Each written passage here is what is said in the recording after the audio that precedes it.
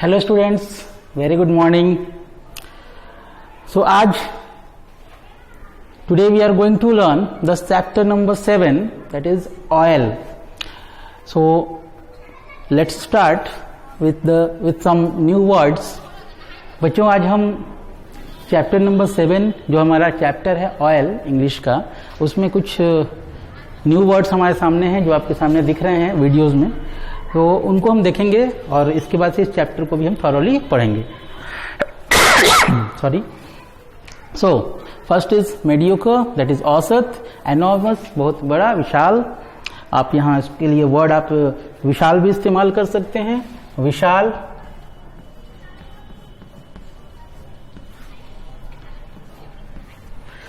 इनवैलिड्स मतलब कमजोर और बीमार. फ्यूल आप जानते हैं, ईंधन.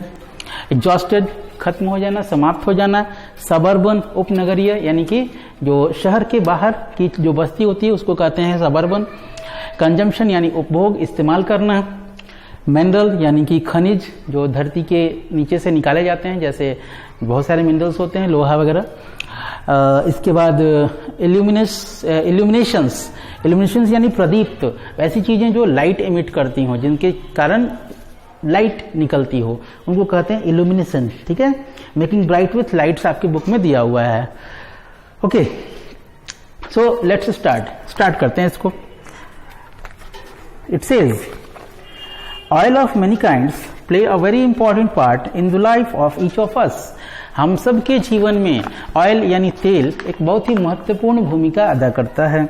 इफ योर स्किन इज सनबर्न्ड, रब सम ऑयल इनटू इट. अगर आप धूप में जाते हैं और धूप के कारण आपकी त्वचा जो है, स्किन जो है वो जल जाती है या उसके ऊपर जलन होती है, तो आप उसके ऊपर थोड़ा सा ऑयल लगाते हैं जो कि ठंडक महसूस कराती है. Is your hair too dry, अगर क्या आपके बाल बहुत रूखे हैं, पुट ऑयल इन इट. आप उसमें तेल लगा सकते हैं, डाल सकते हैं. Oil your bicycle to make it go well. अपनी बाइसिकल, जब आप साइकिल चलाते हैं तो उसमें ऑयलिंग करते हैं, तेल डालते हैं ताकि वो फ्री मूव कर सके. Keep a sufficient quantity of oil in your motor car engine और यू विल स्पॉयल इट.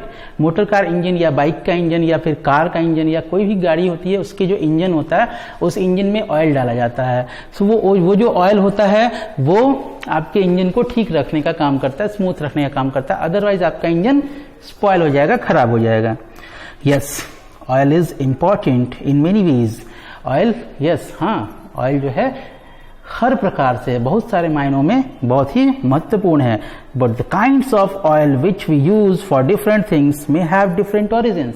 लेकिन हम जिन प्रकार के तेल का इस्तेमाल करते हैं अलग अलग कामों को करने के लिए, उनकी ओरिजिन यानी कि वो उनकी प्राप्ति का स्थान अलग अलग होता है, वो अलग अलग जगहों से मिलते हैं.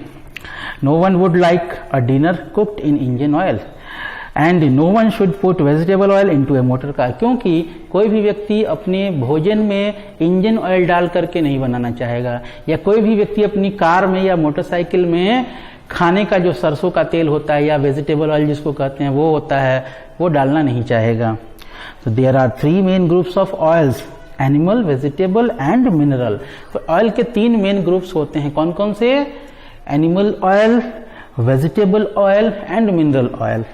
यानी जानवरों के द्वारा निकाला गया तेल, जानवरों से निकाला गया तेल. वेजिटेबल यानी कि फल, पेड़ पौधों के द्वारा निकाला गया तेल. और मिनरल ऑयल यानी कि खनिज के द्वारा निकाला गया तेल. Great quantities of animal oil comes from whales, those enormous creatures of the sea which are the largest remaining animals in the world. बड़ी क्वांटिटी में, बहुत बड़ी मात्रा में जो एनिमल ऑयल होता है वो व्हेल्स से निकाला जाता है. व्हेल्स कौन है? एनॉर्मस एनिमल्स होते हैं ये. एनॉर्मस यानी बहुत बड़े विशाल क्रिएचर्स होते हैं, जानवर होते हैं, जीव होते हैं समुद्र के, जो कि एक बहुत ही बड़े एरिया में वर्ल्ड के रहते हैं और अब तक के सबसे बड़े जानवर कहलाते हैं. To protect the whales from the cold of the Arctic seas, nature has provided it with a thick covering of fat called blubber. ईश्वर ने, प्रकृति ने इन व्हेल्स को, चूंकि ये आर्कटिक रीजन में रहते हैं जो कि बहुत ही ठंडा होता है, और उस ठंड से बचने के लिए ईश्वर ने इनके शरीर में एक फैट का एक मोटा थिकनिंग एक लेयर दिया हुआ है, एक फैट की एक लेयर है, एक सतह है जिसको हम ब्लबर के नाम से जानते हैं। When the whale is killed, जब व्हेल को मारा जाता है, the blubber is striped of, उस ब्लबर को निकाल लिया जाता है और एंड बॉइल्ड डाउन, उसे बॉयल किया जाता है, आइदर ऑन बोर्ड शिप और ऑन शोर, या तो उसको उस शिप के ऊपर ही उसमें उसको आग जला करके उसको बॉयल किया जाता है, या फिर उसको किनारे पर लाया जाता है और वहां पे उसे बॉयल किया जाता है। और बॉइलिंग से क्या होता है, it produces a great quantity of oil which can be made into food for human consumptions. और इसके कारण क्या होता है कि वो जो ब्लबर यानी जो फैट है उसको जब गलाया जाता है, ऑयल को उसको बॉयल किया जाता है, तो उसमें से बहुत ज्यादा मात्रा में ऑयल निकलता है जिसका इस्तेमाल इंसान अपने कंजम्पशन के लिए करता है, इस्तेमाल के लिए करता है।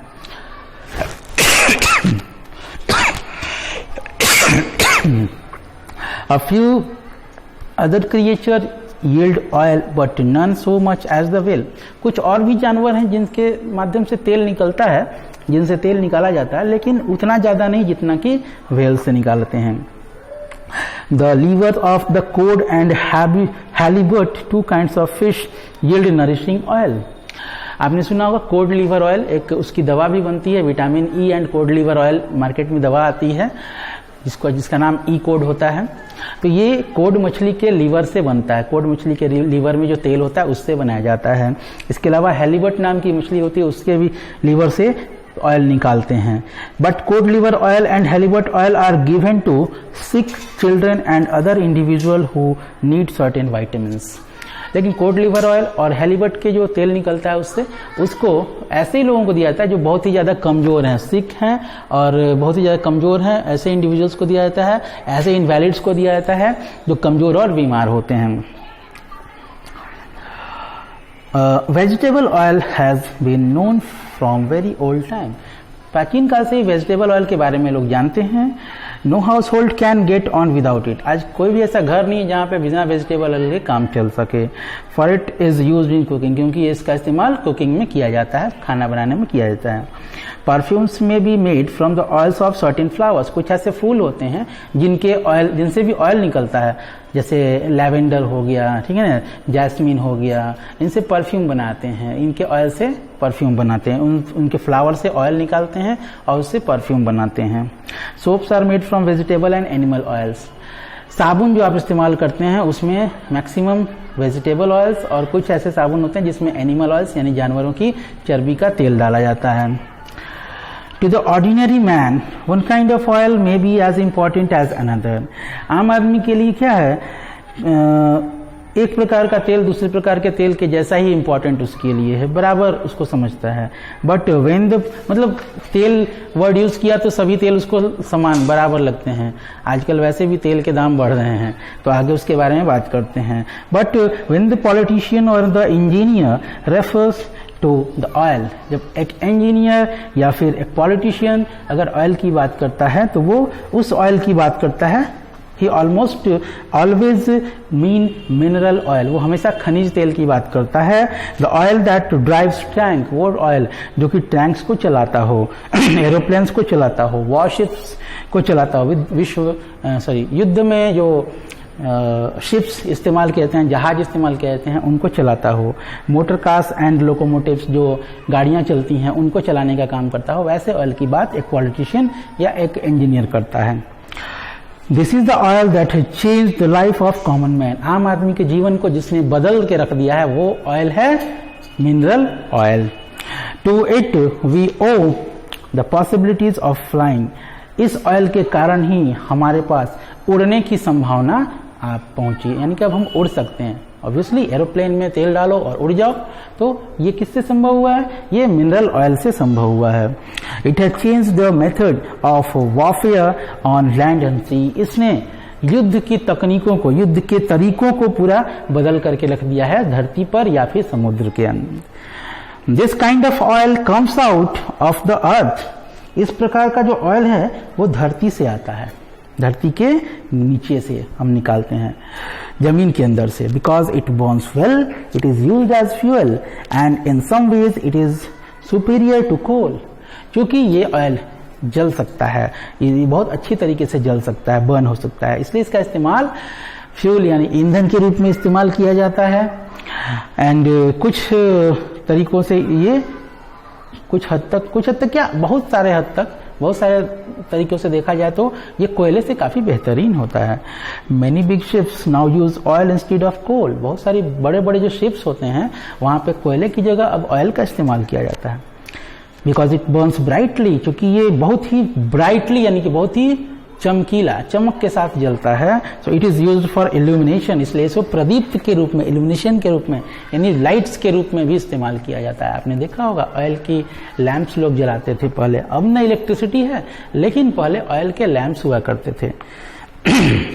Many homes are still illuminated with oil burning lamps, आज भी बहुत सारे ऐसे घर हैं जहाँ की ऑयल वाला तेल वाली जो लैंप्स होते हैं, लालटेन या लैंप, उनको जला करके और लाइट किया जाता है। What was the origin of the oil which now drives our cars and aircrafts?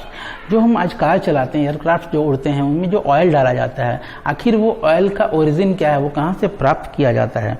तो scientist are no doubt about the formation of coals, but they do not seem so sure when asked about oil. वैज्ञानिकों से अगर पूछा जाता है कि कोयला कहाँ से आया, तो वो बता देते हैं कि कोयला ऐसे धरती के नीचे फॉसिल्स दब गए और वो कोयले में बदल गए और वहां से कोयला आया। लेकिन जब ऑयल की बात की जाती है तो वो श्योर नहीं होते हैं कि ऑयल का फॉर्मेशन कैसे हुआ। दे थिंक, वे सोचते हैं that the oil under the surface of the earth originated from living things in the sea. वे ऐसा मानते हैं, ऐसा सोचते हैं कि जो ऑयल धरती के अंदर है, जो सी के पास मतलब अर्थ से जो ओरिजिनेट कर रहा है, जो निकल रहा है, वो क्या है? They think that the oil under the surface of the earth originated, वो निकला कहाँ से है? फ्रॉम लिविंग थिंग्स, वो लिविंग थिंग्स यानी कि जो जिंदा जो प्राणी होते हैं उनसे निकला है। इन द सी, समुद्र के अंदर जो रहते हैं। For these creatures to become oil, और उनसे ये ऑयल क्रिएचर से ऑयल में परिवर्तन हुआ। It was necessary that they should be imprisoned between layers of rocks for an enormous length of time.